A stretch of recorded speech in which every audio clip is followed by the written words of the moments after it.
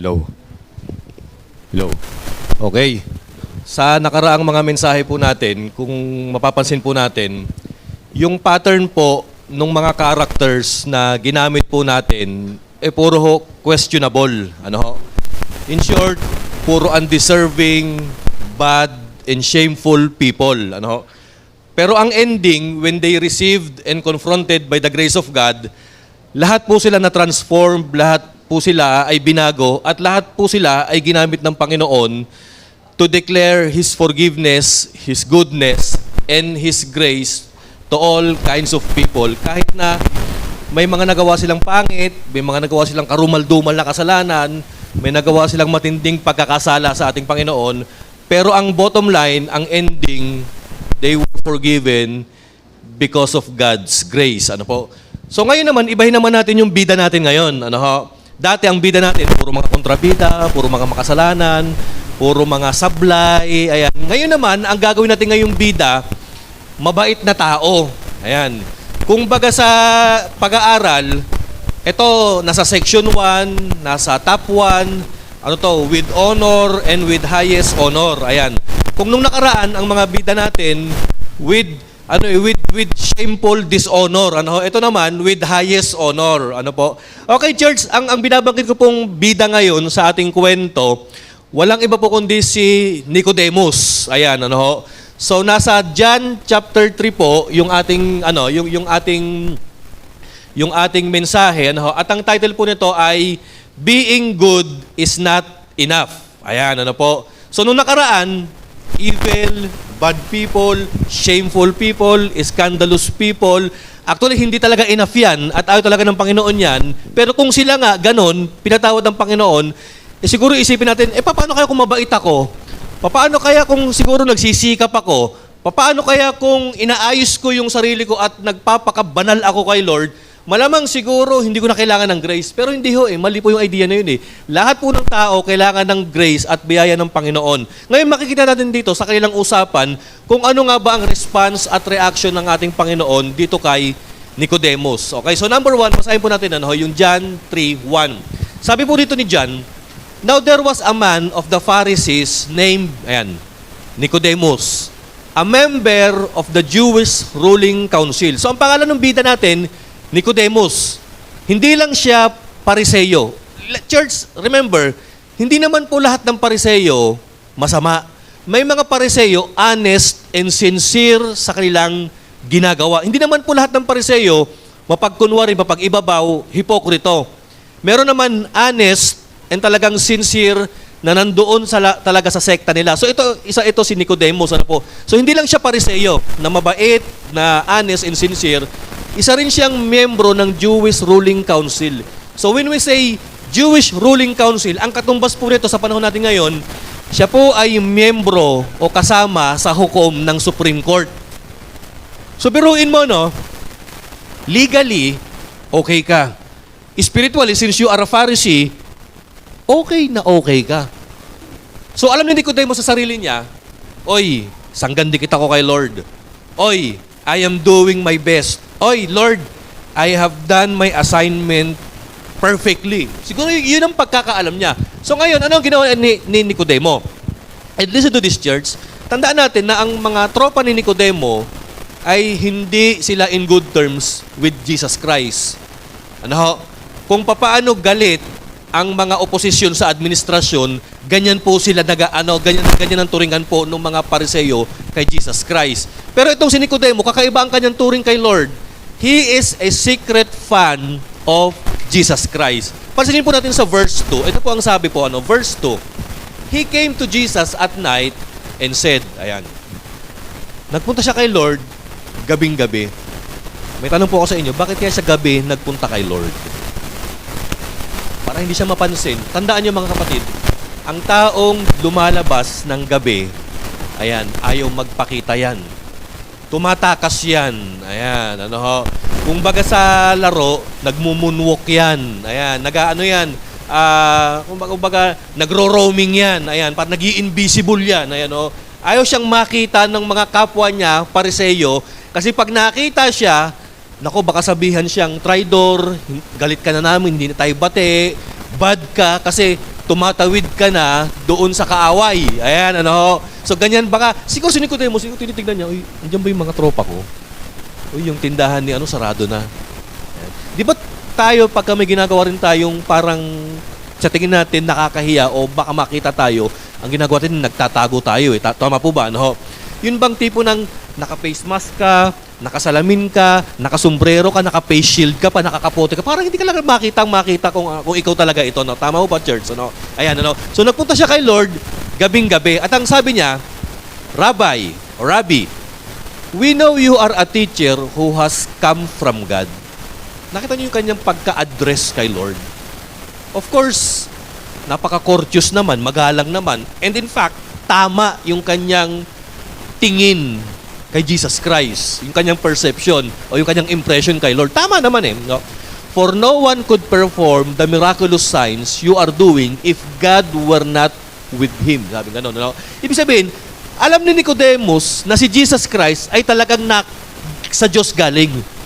May kutob si Nicodemus na si Jesus Christ yung coming Messiah. Kasi po, ang mga Hudyo po, during the time of Christ, talagang pinaka-anticipated nila yung Messiah. Kaya lang ang problema, hindi matanggap ng karamihan ng mga Hudyo na si Jesus Christ yung Messiah kasi ang itsura ng Panginoon, alam niyo kung ano? Cheap. Makamasa. Kasi para sa kanila, ang Messiah, royal blood, kingly, powerful, astig ang dating, may authority. But then when they saw Jesus Christ na isang taong common, tropa yung mga makasalanan, tapos sumasama sa mga common na tao, hindi nagse-separate ng sarili, siguro yung iba na disappoint. Pero si Nicodemus, meron siyang kutob na, hey, I will investigate. Aalamin ko nga si Jesus Christ, i-interviewin ko siya, kakausapin ko siya, baka malaman ko talaga na siya talaga yung totoong Messiah. And aside from that, what do you think is Nicodemus' motive in approaching Jesus Christ? Alam niyo po ba kung ano? Aside from alamin niya na si Jesus Christ yung Messiah, ito pa, upang ipakita niya na kung nagtutugma ba yung lifestyle niya doon sa lifestyle ni Jesus Christ. Gusto niyang ipakita yung lifestyle niya kung ito ba ay in accordance doon sa daladalang mensahe na o gospel ni Jesus Christ. It is as if Nicodemus is saying to Jesus Christ, Lord, ito po ako, check me kung talagang honorable ako. Tignan mo talaga, Panginoon, kung talagang na kay Lord ako. So pansinin po natin, nagsimula si Nicodemus sa kung ano ang alam niya kay Kristo. At alam niya that Jesus Christ came from God. That Jesus Christ is maybe the promised Messiah. Pagdating po sa verse 3, ang ganda nung nung gamit na pagbati ni Nicodemus. Actually parang flattery nga eh. Pero totoo po 'yun, Siguro kung titingnan natin, kung i-anticipate natin yung sagot ng ating Panginoon, ano kaya sagot ni Jesus Christ? Ang layo ng sagot ni Lord. Napansin nyo ba? Ang layo ng sagot niya. In reply, Jesus declared, I tell you the truth, no one can see the kingdom of God unless he is born again. Nagpunta si Nicodemo, binati si Lord, inacknowledge si Lord, pinuri si Lord, pero ang declaration ng Panginoon kay Nicodemo, siguro tayo ina-expect natin at maging si Nicodemo, siguro ina-expect ni Nicodemo sasabihin ni Jesus Christ kay Nicodemo, Nicodemo, ang taas ng credential mo, ang bait mo, honest ka, sincere ka, talagang you are thirsty of truth, talagang kahit gabing-gabi, dinalaw mo ko, sinadya mo ako. Akala natin yun ang sasabihin ng Panginoon eh. Pero ang layo ng sinabi ng ating Panginoong Hesus. Alam niyo po ba kung bakit? Ito pong dahilan. Alam ni Jesus Christ kung ano yung hinahanap ni Nicodemus. And Jesus Christ, in verse 3, is sobra siyang direct to the point. Nakita kasi ang talagang motibo po ni Nicodemus po, kaya siya nagpunta kay Lord para ipaalam kay Lord kung tama nga ba yung lifestyle niya na banal. Kaya lang ang problema, ito ang sabi ng Panginoon, it is as if the Lord Jesus Christ is telling him, Nicodemus, I'm sorry to tell you and I'm sad to tell you the truth that your goodness isn't good enough. Tama po ba? Na yung kabanalan mo, Nicodemus, yung achievement mo, yung pinag-aralan mo, yung profession mo na bilang miyembro ng ruling council or Supreme Court ng Israel, na yung pagiging miyembro mo ng sektang Pariseo na nagpa-practice ng holiness, I tell you, Nicodemus, it's not enough. Parang ganyan ang gustong sabihin dito ng ating Panginoon. Sabi niya, I tell you the truth. O mo, sinasabi ko sa iyo ang katotohanan. Walang makakapasok sa kaharian ng Diyos hanggat hindi siya muling ipinanganganak. Alam niyo po, church, naalala ko, di ba't yung mga matatanda pag ang bata makulit, tinatanong, anong tanong? Ang kulit mo ilang beses ka bang pinanganak? Pero sa totoo lang, kahit na idiomatic expression yung ilang beses ka nang pinanganak, yung term na ipanganak muli, ginamit pala ng Panginoong Hesus ito sa kanyang turo upang turuan po tayo. Pakibalik dun sa outline, yung unang-una, Mitch, alam niyo po sa verse 3, ito po ang gustong sabihin dito ni Jesus Christ kay Nicodemus Nicodemus, your best won't do. Ayan. Your works don't work. Your finest effort doesn't count, no bearing yan, unless you are born again, you can see what God is up to. Ayan. May tanong po ako sa inyo, ano po sa tingin ninyo ang ibig sabihin ng born again o ipanganak o isilang muli? Siguro yung iba sa inyo ang iniisip, born again, born again. Alam ko na. Pag pupunta ka sa langit, kailangan kang umanib sa simbahang born again. Sa tingin nyo tama yun? Mali po yun. Ang born again, hindi po grupo o samahan yan ng mga Kristiyano. Hindi po yan. Akala natin ang born again, isang uri ng sekta o Christian faith. Akala natin yun ang ibig sabihin ng born again. Kaya po, karamihan po ng mga born again, alam nyo kung saan po napupunta? Sa Barangay Bagong Silang. Tama po ba? Born again Bagong silang Tama ba? No? Hindi ho. Ang pagiging born again, sa totoo lang, ano nga ba ibig sabihin ng born again? Ipanganak muli. Ano po? Tingnan po natin muna yung sagot nito ni Nicodemus sa verse 4. Balik tayo sa Bible. Ito sabi ni Nicodemus, how can a man be born when he is old? Siguro si Nicodemus during this time, approximately nasa 50 pataas, Lord, paano pa ako ipapanganak muli? Ang tanda ko na. Ang iniisip ni Nicodemus, yung physical and literal process of getting born again. Tama po ba? Lord, paano ako ipapanganak muli? Yung nanay ko matagal nang namatay. Matagal nang nakremate. Paano ako ipapanganak muli? Ang laki kong damulag na ito magiging baby ulit ako, papasok ako sa sinapupunan niya, tapos ilalabas mo ulit ako. Yun ang iniisip ni Nicodemus. Ano po? Sabi pa niya, surely he cannot enter a second time into his mother's womb to be born. Sigurado ako Jesus Christ Ang isang taong matanda na, adult na, hindi na pwedeng ibalik muli ka sa kanyang sinapupunan. O kita nyo, ang gagaling ng mga Pilipino, di ba? Pag nakukulitan tayo, gusto mong ibalik kita sa sinapupunan mo. Pero ang sabi ni Nicodemus, imposible yan. Imposible na yung isang matanda, titiklupin ko, ibibilog ko, at ibabalik ko doon sa sinapupunan niya. It's impossible, Lord. Alam niyo, during this time, sa kanilang conversation, balik doon sa outline, Nicodemus was stuck. Na-stuck siya kasi ang iniisip niya, literal.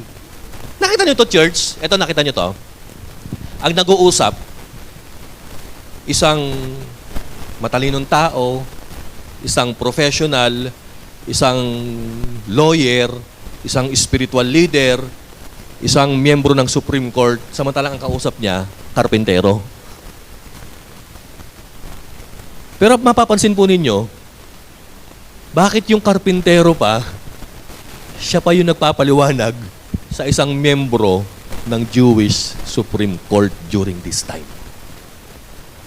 So dito si Nicodemus, na-stuck.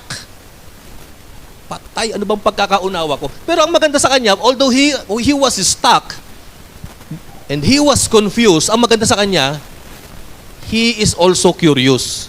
Ayan. Nicodemus was stuck, he was confused, but also curious. So ano ginawa niya?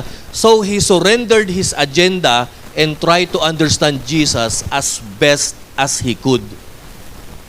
Alam niyo, pansin ko rito, church, isa sa purpose ni Nicodemus kung bakit siya nagpunta kay Lord, I think, ito personal na ano ko lang, Siguro para lecturean din si Lord, para i-share ni Nicodemus yung kanyang holiness. Ayan. Kasi nga, mataas na tao ito, intelligent person to eh. Siguro para ibahagi niya yung kanyang lifestyle, yung kanyang holy living, ikwento niya yung kanyang mga narating, yung kanyang mga accomplishments. Hindi ba't ganyan naman po tayo? Tama po ba? Lalo na pagka mataas ka, yung wala nga narating, galing nga magkwento, ito pa kaya, tama po ba? No. So Nicodemus siguro isa sa mga dahilan kung bakit siya nagpunta kay Lord para ituro si Jesus Christ, ikwento o ipagmalaki yung kanyang achievement spiritually, intellectually, and dun sa kailang batas. Pero dito, nung na-confuse siya at nag-result into curiosity, alam niyo ginawa ni Nicodemus? He surrendered his agenda. Sabi niya, ops, I think kailangan kong makinig kaysa sa mag-lecture this time. Ayan. Mukhang I need to zipper my mouth and open both of my ears just to listen to what Jesus Christ is telling me now. Siguro yun ang naisip ni Nicodemus eh. He surrendered his agenda and tried to understand Jesus as best as he could. Tama po ba? So ito na, Lord, hindi ko magets yung sinasabi mo eh. Yung pagiging born again. Ang naiintindihan ko, Lord, yung born to be wild eh. Pero yung born again, hindi ko naiintindihan, Lord eh. Ayan. Pagdating sa verse 5, back to the Bible tayo, ano nang sabi ng Panginoon? Actually, church, nung binabasa ko ito, para na Nicodemus din ako eh. Kasi paras kaming Nick eh. Nicodemus, Nicodemus. O gano'n, ano. Nalito rin ako. Nung binasa ko itong verse 5, lalo ko nalito, lalo ko na-curious, pero lalo ko na-curious. Ano. Jesus answered, and I tell you the truth, no one can enter the kingdom of God unless he is born of water and the Spirit. Nakita niyo yung sinasabi ng Panginoon? Yung born again nga, hindi pa niya naintindihan eh. Dinagdagan pa niya lalo. Born again, born of water, and born of Spirit. What is this? Siguro malamang gumagano si Nicodemus eh. Ipinanganak ako muli, ipinanganak ako sa tubig, at ipinanganak ako sa Espiritu. Ano ito? Alam niyo, dito, pinapakita dito ni Jesus Christ yung katotohanan at yun talagang kailangan itong maintindihan ni Nicodemus. Actually, dito po, church, nakikita ko, Jesus Christ is confident about Nicodemus na bagamat malalim yung turo niya, matalinong tao ito magigets nito yan at the end of the conversation. May intindihan nila yan. Sa verse 6, let's further read, flesh gives birth to flesh, but the Spirit gives birth to spirit. Actually, logic yung tinuro ng Panginoon dito. Kung ikaw ay isinilang sa laman, natural, sa laman ka mag-ooperate. Pero kung ang tao ay ipinanganak spiritually, of course, sa spiritual realm, ang galawan yan. But the Spirit gives birth to spirit. Tama po ba? You see from this verse that Jesus Christ is showing us that there are two types of birth. Yung ipinanganak sa laman, lahat naman ho tayo ipinanganak sa laman, tama po ba? Lahat po ba rito isinilang? Yung iba parang na-confuse Lahat naman tayo pinanganak, tama po ba? Yun lang, hindi ho lahat tayo may birth certificate. Lahat tayo pinanganak. Pero hindi po lahat ng tao ipinanganak spiritually. Some, or maybe most people died without realizing that they needed to be born spiritually. Yan ang problema ng mundo ngayon. Ang daming tao namuhay sa laman lang. Pero ang daming tao hindi ipinanganak at namuhay sa espiritu. At yan ang itinuturo ng ating Panginoon kay Nicodemo. Kumbaga sinasabi dito ni Jesus Christ, Nicodemo, yung kabaitan mo, yung pagmamagaling mo, yung righteousness mo, yung sekta mo, yung pagiging maselan ninyo sa mga religious rules. Sa totoo lang, Nicodemo, flesh yan eh. Wala yan eh. You need to be born again. Hindi sa laman, kundi from the Spirit, from mind, from heart, sabi ng ating Panginoong Jesus. And then in verse 7, nagsabi pa ang ating Panginoon, you should not be surprised at my saying, you must be born again. Alam niyo, sabi ng Panginoon dito, Nicodemus, tiwala ako, maintindihan mo ko. Hindi ka dapat nagugulat o natataranta o nalilito sa mga sinasabi ko o nai-stuck sa sinasabi ko o natutulala sa sinasabi ko. Matalino kang tao, kaya kailangan maintindihan mo that you must be born again. Balik tayo sa outline. Ano ho sabi dito ni Jesus Christ from verses 5 to 7? Ano ho? Parang ito ang sinasabi ng Panginoon eh. Nico, you of all people should know and realize that physical birth isn't enough to gain someone access to God's kingdom. There is more to it than that. Something has to happen. Ang sabi ng Panginoon kay Nicodemus, hindi lang sapat yung kabaitan mo. Kailangan may mangyari pa sa'yo. Kaya nga ang title, Being Good is Not Good Enough. Actually, ang isa pang title nito, yung bang Reborn by Grace, mga kapatid.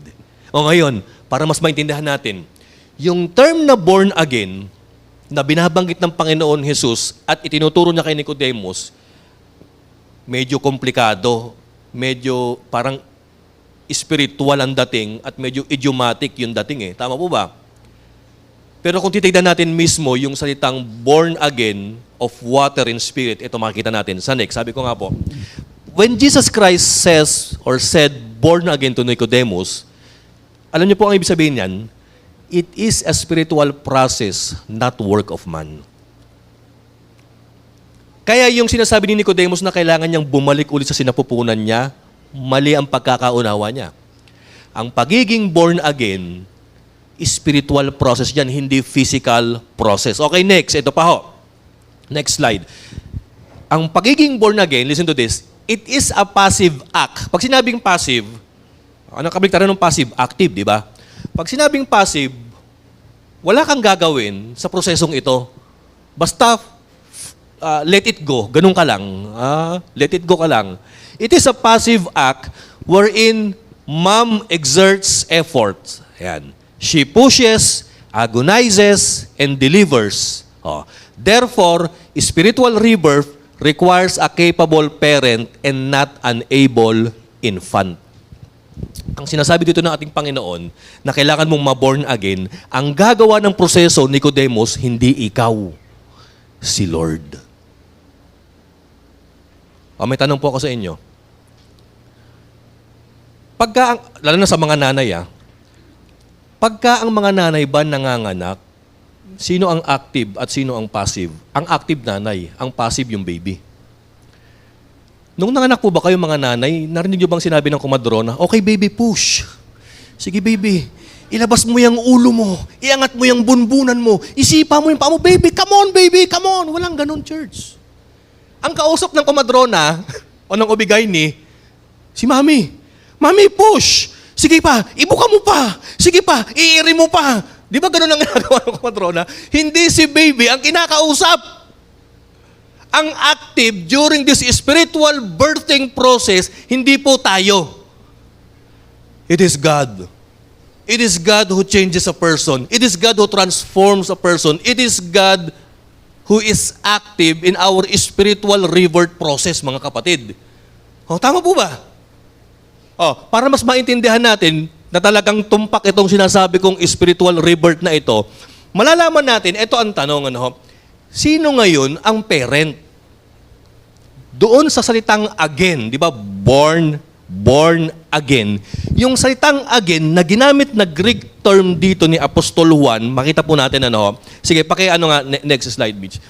May dalawang, sa Greek term, meron dalawang ibig sabihin yung salitang again. Yung number one, yung palin sa Greek term. Ang ibig sabihin ng palin, repetition of act to redo. Ulitin ulit. Yung anothen, literally, from above ang ibig sabihin. It means, the one who did the work the first time does it again. So, ang ibig palang sabihin, actually, ang ginamit, kung tatanungin po ninyo ako, Pastor, anong Greek term yung ginamit dito ni John sa born again, yung salitang again, alam niyo po kung hindi valid. Anothen. Ang ibig sabihin dito ng Panginoong Hesus, Nicodemus, you must be born again, not on this earth, not on this physical world, but from above spiritually. So lumilinaw ngayon yung salitang born again ngayon para sa atin. Na ang ibig sabihin ng born again, hindi mo na kailangang ipanganak muli literally, but spiritually, at ang magiging magulang mo, si God. Ang magiging active Sa process of rebirthing mo, hindi ikaw, si God. Ang kailangan lang ni Lord sa'yo, yung iyong submission, yung iyong consensus, o kumbaga yung iyong will na mag-undergo ka ng spiritual rebirth. So biruin nyo kapatid, di ba't sabi ko nga kanina, ang active sa panganganak, hindi yung baby, yung nanay. In short, in other words, likewise, ang active sa spiritual rebirth natin, hindi po tayo, si Lord. Because God is the one who transform, who change, and give us a new heart and spirit, mga kapatid. O naintindihan nyo na ngayon yung salitang being born again. Mamaya, puntahan po naman natin yung water and spirit. O, tingnan po ninyo ito next. Sabi ko nga po dito, church, God, who did it first, must do it again. The original creator recreates his creation. This is the act that Jesus describes, mga kapatid. O, para mas maintindihan natin, bigyan ko kayo ng bagong example. Ano? Sino sa inyo nakakaalam nung Mona Lisa ni Leonardo da Vinci? Nasaan na pala ngayon yun? Ako hindi ko alam eh. Kaya ako nga tinatanong eh. O sige, let's say for example lang naman yung Mona Lisa ni Leonardo da Vinci, medyo nasira. Natapunan ng tinta, napunit yung canvas, na-deform, kumupas. Ang problema, ang magdo-drawing ulit, si Jonicus da Vinci ako. Kaya alam niyo man ako, pag nag-drawing, kaliwete ako eh. Siguro, andyan yung original na Mona Lisa, kokopyahin ko siya, ipipainting ko ulit. Malamang pagtapos ng painting nyo, hindi na Mona Lisa ang itsura. Momo Lisa na. Kasi yung mata, kirat, yung ilong pango, tapos nilagyan ko ng kilay, makapal, si Mona Lisa walang kilay. Ang kapal ng kilay. Kaya ang tawag dyan, Momo Lisa. Alam niyo po, hindi po born again ang tawag dyan. Hindi po replication or recreation ang tawag dyan. Kinopia ko na, maling paraan pa. Listen to this. Kahit sabihin nating magaling na pintor ang mag-recreate kay Mona Lisa, hindi niya kayang tumbasan yung Mona Lisa ang original. Kasi the only person who can recreate, recopy the original Mona Lisa is only the original creator, which is Leonardo da Vinci. So kailangan mo ulit buhayin si Leonardo da Vinci para ma-recreate niya yung sinasabi kong kunyaring nasirang Mona Lisa. In short, ganyan din ang situation natin. Kahit na we do our best, we try our best na ma-born again, magpakabait, hindi mo kaya. Kasi yung may gawa sa'yo, yan lang ang may kakayanan at karapatan na magpa-born again sa'yo, na mag-recreate sa'yo, and that is none other than our God. Naiintindihan niyo na po ba ngayon yung pagiging born again? Tingnan mo ngayon katabi mo kung na-born again na yan. Ayan. Ngayon eto, church, may binanggit si Lord na born again of water and spirit. Sabi nung iba, yung water daw dito, it symbolizes baptism. Sabi naman nung iba, yung spirit daw dito, it symbolizes what? Baptism of the Holy Spirit. Pero hindi, tignan natin yung nature ng water and spirit, mga kapatid. Tingnan po ninyo ito. Saan ginagamit ang tubig? Very good. Kung ang tubig ginagamit sa paglilinis, ang tao na maboborn again kay Jesus Christ, kailangan linisin muli sa kanyang nakaraang pagkakasala. In other words, being born again is having a new start. Ayan, a clean life before God. Ayan, yung bang nabura na lahat ng mga atraso mo, pagkakasala mo, iskandal mo, bagong-bago ka na because you are washed by the water of God. O yan ang ibig sabihin yan. O ano naman ang ibig sabihin ng Spirit?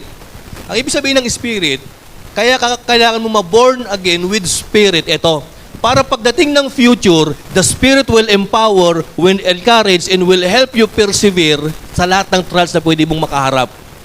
So nakita po ninyo ito, church, yung water, pampalinis yan sa nakaraan. Yung Spirit, pampalakas yan for the future. Yan na po ang ibig sabihin ng you have to be born again. Tapos may binanggit si Lord na water and Spirit. Naiintindahan po ninyo mga kapatid. Sabihin mo sa katabi mo, nagets mo na ba, baby? Ayan, po. Mamaya po mananawagan po ako. Ayan, sino dito yung gusto ng ma-born again? Yung bang tanggapin si Jesus bilang kanyang tagapagligtas? Kapatid, I challenge you. Surrender your life right now. Gayahin mo si Nicodemus. Kasi sa totoo lang, church, kung ang katwiran mo ito, hindi ako karapat-dapat kay Lord. Masamang tao pa rin ako. Balikan natin yung nakarang message natin. Di ba't ang daming mga tao, goons, traitors, liars, scoundrels, bad people, adulterous people, kagaya ni David, Abraham, si Judah, si Rahab. Ang papangit ang nakaraan nito at ang papangit ang mga ginawa nila eh. But then, because of the grace of God, they are reborn again, mga kapatid. Paano naman kung sasabihin mo, pastor, hindi ko na kailangan ma-born again kasi mabait naman ako eh. Si Nicodemus nga, mabait din eh. Pero ang sabi ng Panginoon, no, Nicodemus, you need to be born again. Okay, basahin natin ulit yung conversation nila, yung convo nila ni Jesus Christ. Tingnan po ninyo ito, no? Ang born, it tells us that God does the effort. And yung again, God restores the beauty in you. Alam nyo, so, church, ito napansin ko eh. Napakasarap pala yung mabigyan ko ulit ng bagong pag-asa. Bagong buhay. Yung bagong start, yung bang bigyan ka ng restart ng Panginoon, bagong break ni Lord, yung bang ikinancel lahat, yung sablay mo, tapos ito, bibigyan kita ng bagong pag-asa, bagong buhay, bagong panimula. Di ba't ang sarap nun? Tandaan nyo, church, ito po napansin ko eh. Whenever our dark and shameful past becomes our present, you will eventually lose your bright future.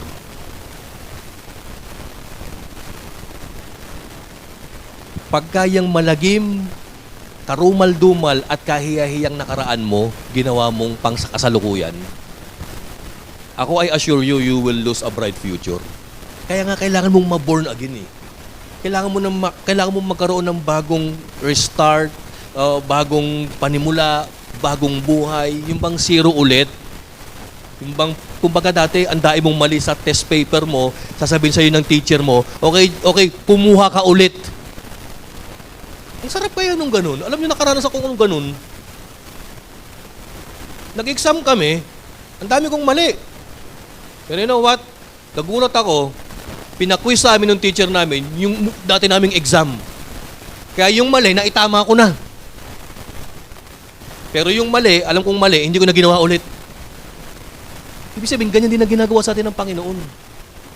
Yung bang naalam mo yung pagkakamali mo, binigyan ka ulit ng bagong pagkakataon, bagong buhay ni Lord, ngayon alam mo na at itatama mo na, it is simply because you are born again in Christ Jesus, mga kapatid.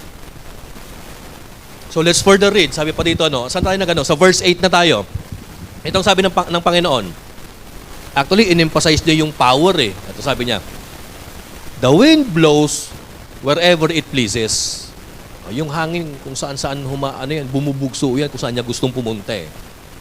You hear its sound, but you cannot tell wherever it comes from or where it is going. So it is with everyone born of Spirit. Ngayon, ganyan pala ang taong pinanganak na born again ng Espiritu at tubig. Alam nyo napansin ko rito? Gusto sabihin dito ng Panginoong Yesus about air, about hangin, ito. Pag na-born again ka pala, kapatid, grabe, para kang Air Force. Ayan. Para kang Air Force. Hindi Air Force sa Kayabangan, ha? Ayan. Hindi Air Supply sa Kayabangan, ano? Kundi Air Force in a sense na astig ka na, kapatid. Kasi tingnan po ninyo, ang tao, ang hangin. Anong merong quality ang hangin na dapat nating makuha, tinuturo ng Panginoon dito? Di ba't ang hangin, church, unstoppable? Unstoppable. May nakita na ba kayo tao nakapagpapigil ng bagyo? Si Jesus Christ lang. So biruin mo, nung sabi ng Panginoon, pag ikaw ay born of spirit, you are like air, unstoppable. Ang nakakalungkot, church, ang daming Kristiyano ngayon, is stoppable. Ayan.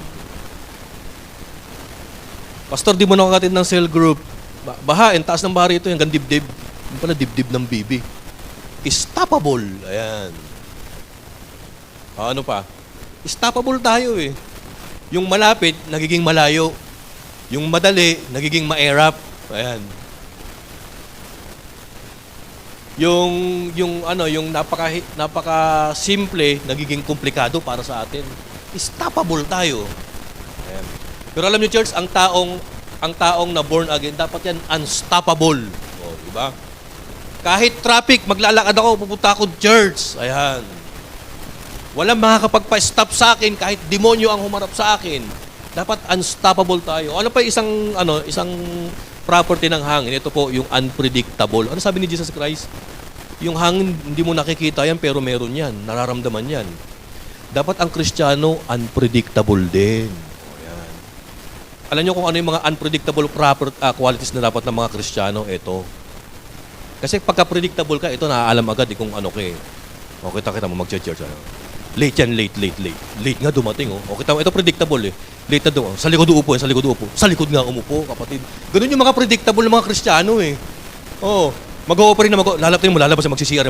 Nag-CR nga, kapatid. Ganyan yung mga predictable na Kristiyano eh. Oo. Pero yung mga unpredictable na Kristiyano, ito eh. Kita mo, no? Meron tayong plan 40. Hindi sasama. Sumama. Sama ako, pastor. Ayan. Sumasama ng plan 40. Yan yung mga unpredictable, ano? Yung mga dating ine-expect mo, ginajudge mo na ganito lang, pero biro mo nung na-born again, iba na yung ginagawa. Nagle-level up na, kapatid. Tama po ba? Hindi na tayo yung predictable. Kasi nga, ang born of spirit, sabi ng Panginoon, they are unstoppable and they are unpredictable. Okay, tama po ba? Basahin pa natin yung karugtong. Okay. How can this be? Nicodemus asked. Okay, karugtungan pa natin. You are Israel's teacher, said Jesus, and you do not understand these things. Sige. 11. I tell you the truth. We speak of what we know and we testify to what we have seen.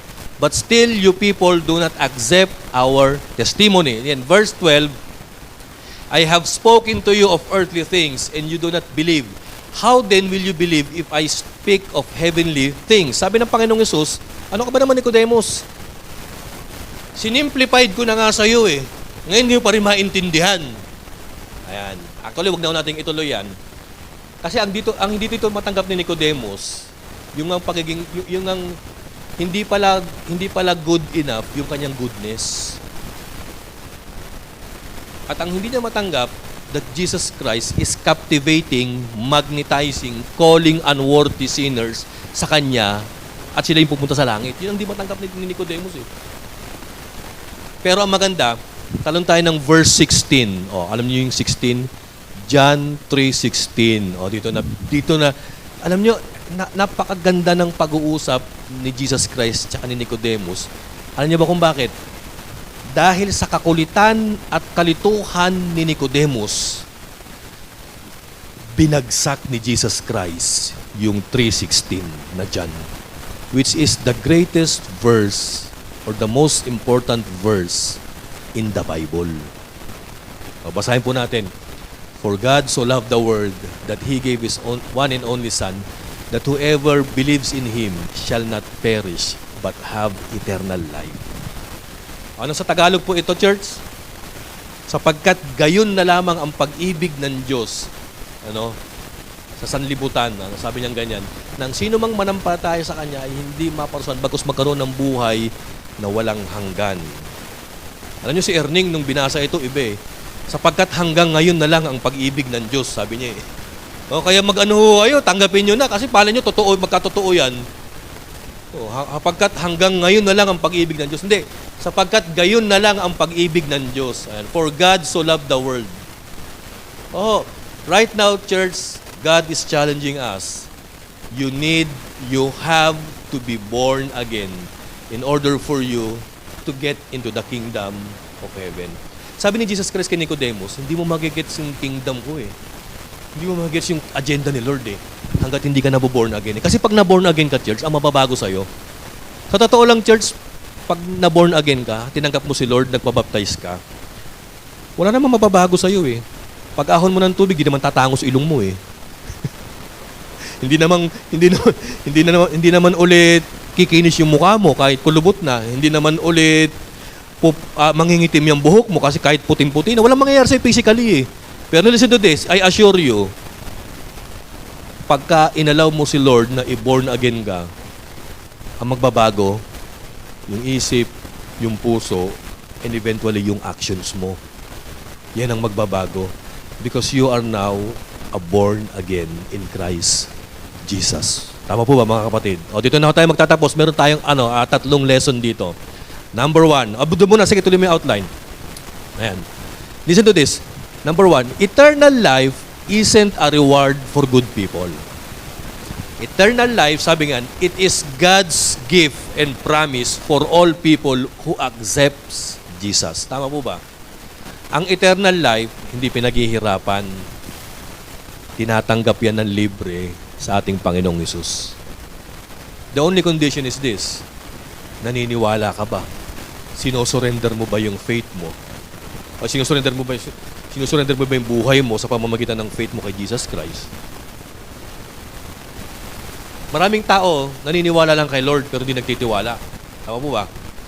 Parang yung sirkero, sabi ng sirkero, naniniwala ba kayo na makakatawid ako sa posting ito sa pamamagitan ng pagtawid sa alambre?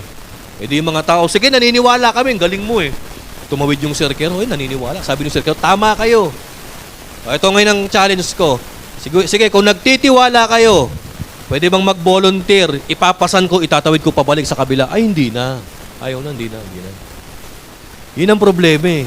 Ang daming naniniwala kay Lord, pero bibihira yung sumusurrender ng buhay kay Lord. Ang challenge ng Panginoon for you to be born again is not just faith in Jesus, but trust in Jesus. Wherein yung buhay mo, talagang ibinubuwis buhay mo na kay Lord Jesus. Tama po ba? Pangalawa po, ito ho. Yan. Forgiveness and eternal life were not attained through law. Hindi na atin ni Nicodemus yan sa pamamagitan ng pagsunod niya sa batas. Forgiveness required a payment. And Jesus, siya ang nag-paid. Jesus equated faith and trust in Him with eternal life. Tandaan po natin mga kapatid, ang pagpapatawad po, hindi po nakukuha yan sa paggawa ng mabuti. Ang pagpapatawad, nakukuha yan sa paghingi ng tawad sa Diyos, sa pagsuko mo ng buhay. At pag sinuko mo yung buhay mo, doon mo makukuha yung buhay na walang hanggan. Actually, ang ganda nga ng ginawa ng Panginoon sa atin eh. Hindi ka lang niya binigyan ng bagong buhay. Binigyan ka pa niya ng buhay na walang hanggan. Nakita niyo to? Hindi lang bagong buhay ang ibinigay niya, pati buhay na walang hanggan binigay niya. Next. Sige, dito na tayo magtapos. Tayo po tumayo. There is nothing for us to earn. There is only something to receive by faith, and that is the forgiveness in Christ and eternal life. Okay, back tayo doon sa Naintindihan niyo naman po yung born again. Okay. Ilagay mo yung sarili mo kay Nicodemus. O kaya yung sarili mo kila David, kila Rahab, kila Jonah na naging pasaway.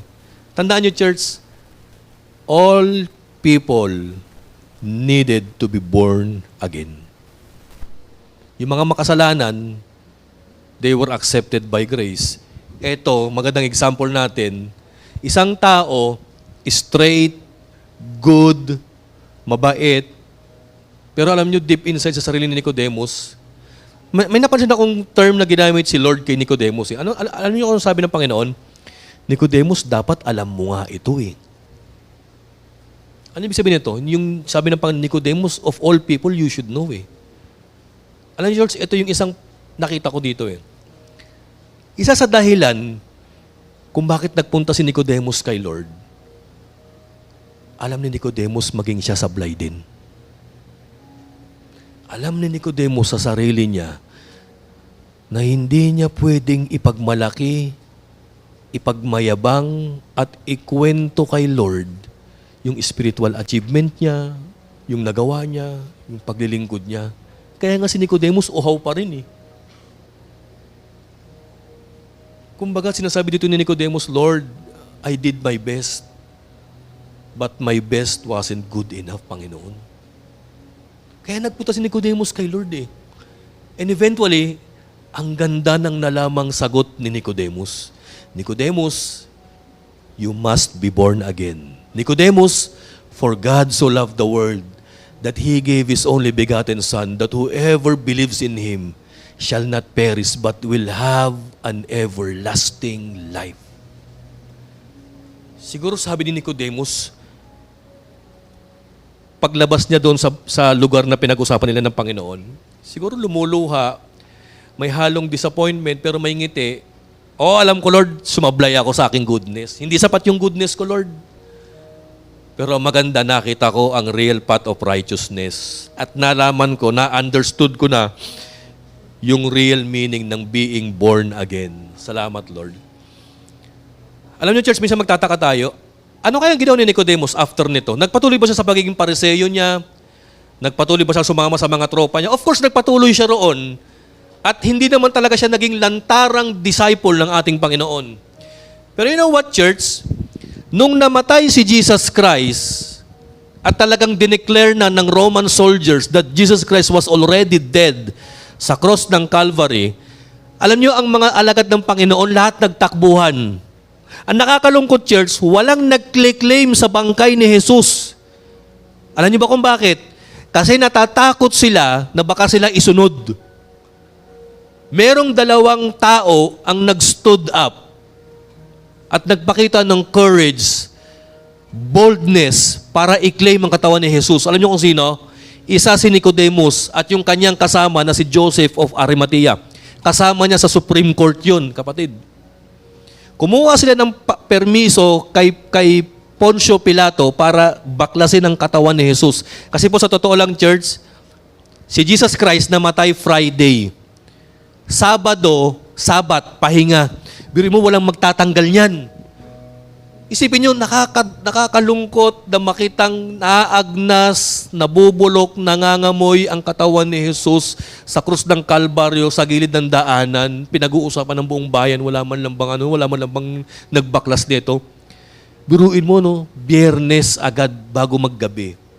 Trinabaho na itong dalawa na i-embalm at ipalibing yung kawawang katawan ng ating Panginoong Jesus. Alam niyo po, church, meron pang pag-uusap dito si Nicodemus at si Jesus Christ. Ang sabi ng Panginoon, sa kung paano itinaas ni Moses yung ahas at gumaling yung mga taong tumitig sa disyerto, ganun din ang Son of Man. Na kapag ako'y itinaas at nanampalataya ang mga tao, lahat ay magkakaroon ng kapatawaran. Alam niyo, church, ito ang paniwala ko. Nung pinako si Jesus Christ at itinaas, that was the time nag-flashback malamang kay Nicodemus yung kailang usapan sa John 3.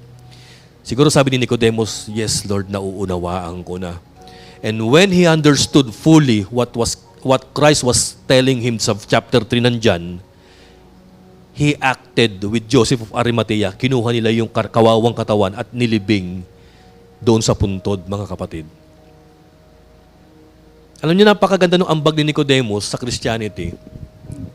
Dahil kay Nicodemus, number 1, nagkaroon ng John 3:16.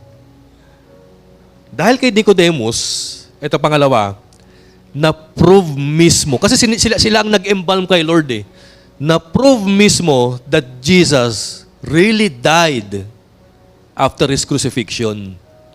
Talagang na-prove. Kasi si Nicodemus mismo yung nagbalot ng spice, tsaka naglagay nung parang damit pampatay nung araw na nakapalubot na parang mami. Grabe pala yung ambag ni Nicodemus, Alam niyo po, ganyan ang taong na born again. Lalantad yan, ipapakita niya sa mundo, hindi niya ikakahiya si Lord, hey, I've been born again.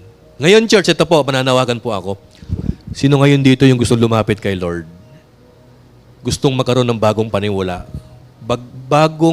Gustong magkaroon ng bagong buhay, kalinisan, o kaya kapatid, lapit ka. I challenge you, you need to be born again. Huwag kang mahiya. Kung nahihiya ka, siguro mamaya, i-ano mo na lang ako, i-approach mo na lang ako. You need to be born again. Oo. Kailangan mo i-surrender buhay mo, kapatid. Yung bang, andae mong mali, andae mong sablay, andae mong karumihan. Pero mo, ang sinasabi sa'yo ng Panginoon, hindi anak, bibigyan kita ng bagong chance. Bagong panimula.